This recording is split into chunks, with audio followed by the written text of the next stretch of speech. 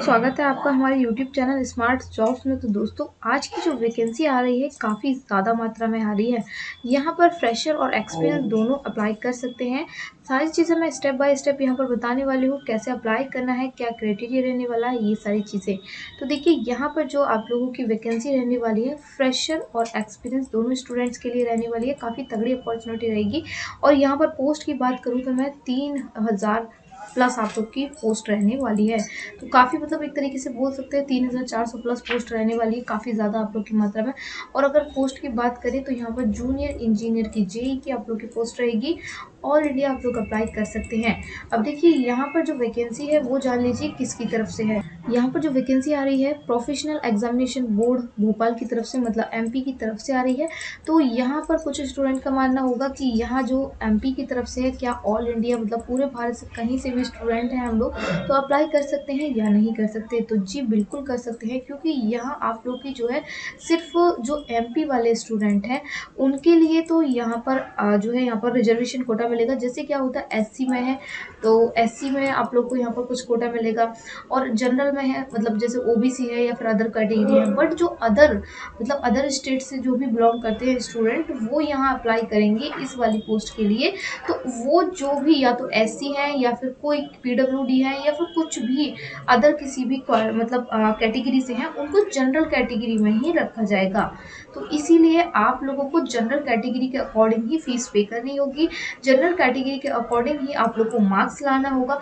सारी चीज़ें आप लोग का जो है जनरल कैटेगरी के अकॉर्डिंग होगा। बट हाँ, ये कॉमन है कि आप लोग यहाँ पर जो है ऑल इंडिया अप्लाई कर सकते हैं। सारी चीज़ें मैं आप लोग बताने वाली हूँ, स्टेप बाय स्टेप देखते रहिए, क्योंकि गाइस यहाँ पर वीडियो बहुत बड़ा है।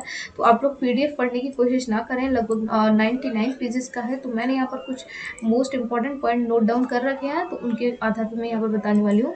तो देख सकते हैं आप लोग यहाँ पर ऑनलाइन आवेदन की जो तिथि है, प्रारंभ वाली तिथि है जो 9 अप्रैल से ये स्टार्टिंग हो जाएंगी, और लास्ट डेट आप लोग की इसकी रहेगी 23 अप्रैल। उसके बाद आप लोग की देखिए जो हमारे दोनों का आवेदन है, दोनों मतलब जो हमारे जैसे आई यहाँ पर कौन कौन अप्लाई करेंगे, देखिए आईटीआई वाले हैं या तो यहाँ पर या फिर डिप्लोमा वाले हैं, तो ये सभी अप्लाई कर सकते हैं। या फिर हम अगर उन्होंने बीई बीटेक किया तो वो अप्लाई कर सकते हैं यहाँ पर। तो यहाँ पर ये दोनों आवेदन की तिथि है 9 अप्रैल दे रखी है। लास्ट डेट इसकी है 23, और इसकी जो आवेदन मतलब लास्ट डेट है 28 है। साथ ही देखिए, थोड़ा स्क्रॉल करेंगे, यहाँ पर आप लोग की फीस दी गई है। तो हमारी जो सीधी भर्ती ये कॉन्टेक्स्ट बेस्ड नहीं है, मतलब कॉन्टेक्स्ट बेस्ड जो है ये जो सीधी भर्ती है तो इसका मतलब है कॉन्टेक्ट बेस्ड नहीं है, ये परमानेंट है।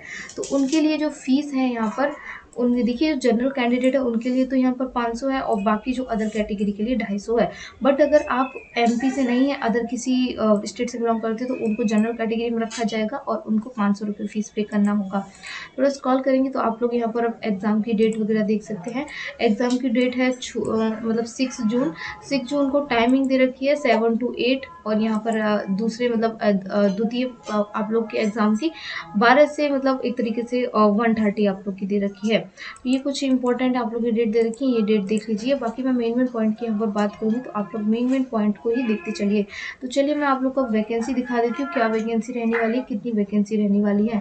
थोड़ा स्क्रॉल कीजिए आप लोग, देखिए ज़्यादा मतलब इस तरीके से स्क्रॉल करते जाएंगे तो आप लोग को यहाँ पर देखने के लिए मिल जाएगी। यहाँ पर बात करें गाइस यहाँ पर एज लिमिट की, तो एज लिमिट आप लोग की यहाँ पर रहेगी। देखिए, इस डेट के अकॉर्डिंग आप लोग की एज लिमिट देखी जाएगी। यहाँ पर एज लिमिट के बारे में सारी चीज़ें दी गई हैं।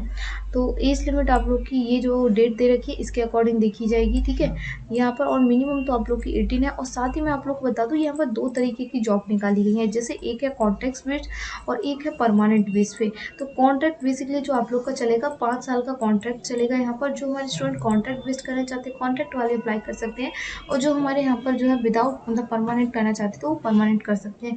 तो यहाँ पर आप लोग की दोनों तरीके की वैकेंसी रहेगी। और देखिए, यहाँ पर जो मिनिमम आप लोग की एज है 18 है, मैक्सिमम जनरल वालों के लिए 40 है, और आप लोग को रिलैक्सेशन दिया जाएगा और सिर्फ एमपी वाले जो स्टूडेंट है उनके लिए दिया जाएगा। जो हमारे अदर स्टेट से बिलोंग करते हैं उनको जनरल कैटेगरी में रखा जाएगा, उनको रिलैक्सेशन नहीं दिया जाएगा।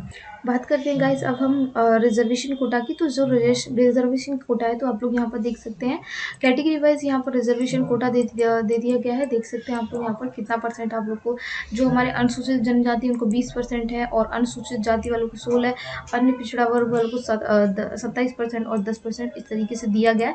बट ये सिर्फ जो है रिजर्वेशन जो हमारे MP के स्टूडेंट हैं उनके लिए है, अदर स्टेट के स्टूडेंट हैं उनके लिए यहाँ पर नहीं दिया गया है रिजर्वेशन कोटा।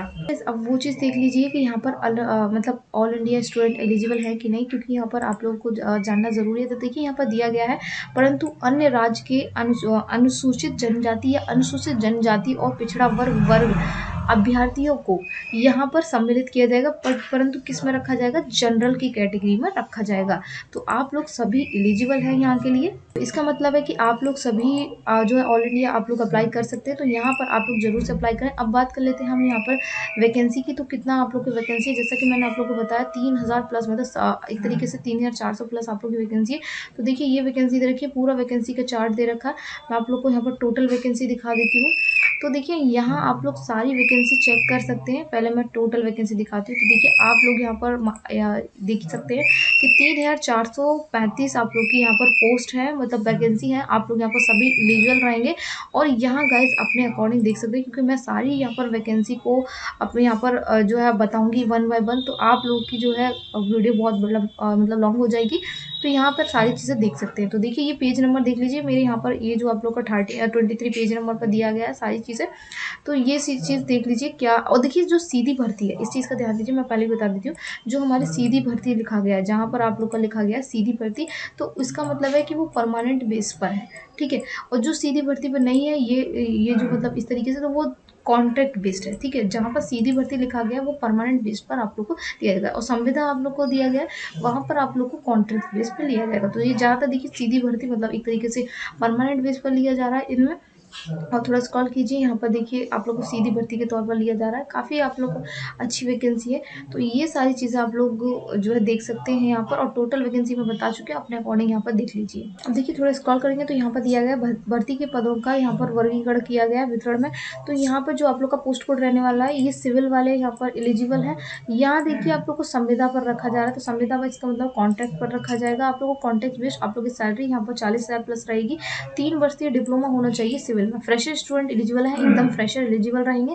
थोड़ा स्क्रॉल करेंगे तो यहाँ पर इसी तरीके से दे रखा है, जैसे ये दे रखा है सीधी भर्ती, तो मतलब ये परमानेंट बेस पर है। यहाँ पर आप लोग की एलिजिबल है परमानेंट बेस पर।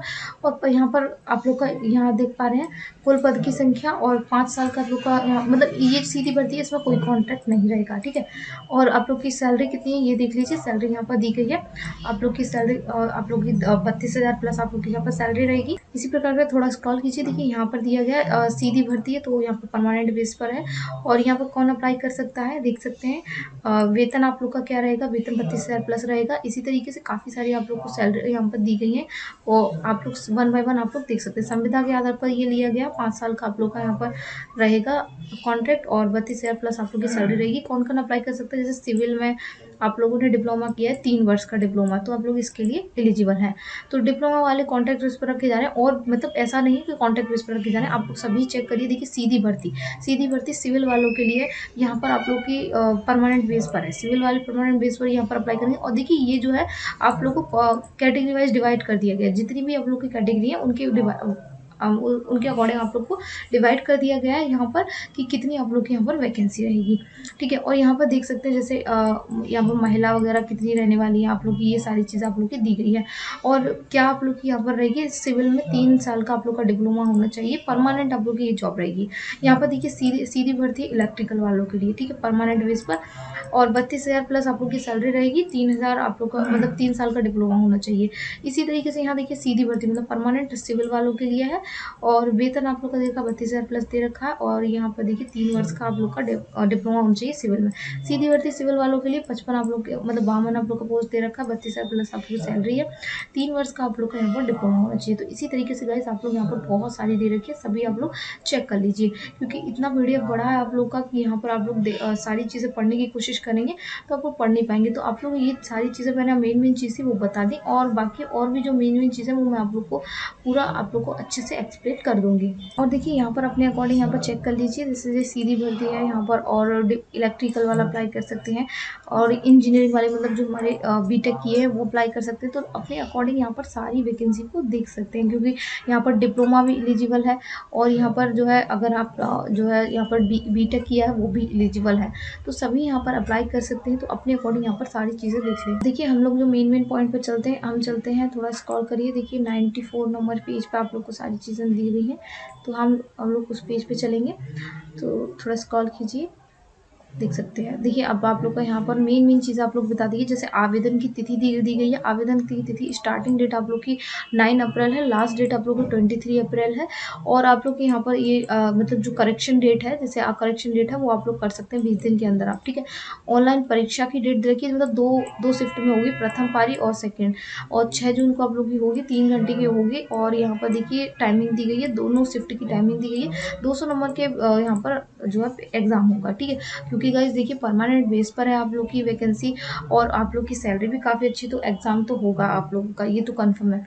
परीक्षा का शुल्क आप लोग को देखिए, जो हमारे अदर मतलब अदर स्टेट से हैं उनके लिए तो 500, क्योंकि उनको जनरल कैटेगरी में रखा जाएगा। जो एमपी वाले हैं उनके लिए जो जनरल कैटेगरी का उनको 500 दिया जाएगा, और जो अदर कैटेगरी के हैं उनको 250 रुपये फीस पे करनी होगी। ये कुछ मेन चीज़ें हैं। और आप लोग का देखिए ऑनलाइन जो आप लोग का कौन कौन से शहर में यहाँ पर पड़ेगा, ये सारी चीज़ें देख लीजिए। परीक्षा का कौन कौन सा शहर होगा, कहाँ पर पड़ेगा।